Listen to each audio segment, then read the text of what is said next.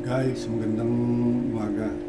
Ito nga pala yung third week ng Angel Fish ko. Yung mga baby, ililipat ko na sa malaking lalagyan.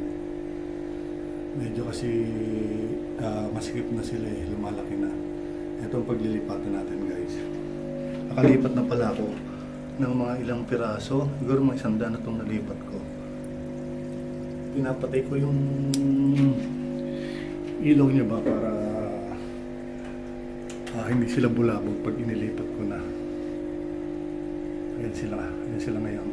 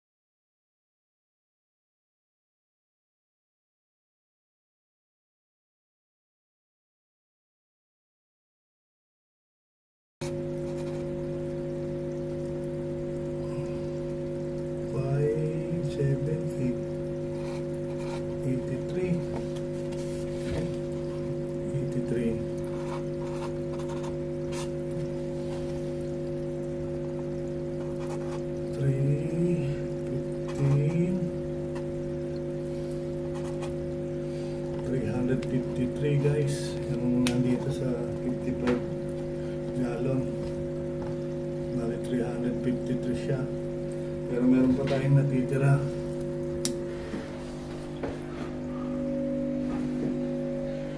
Ito pa yung natitira natin.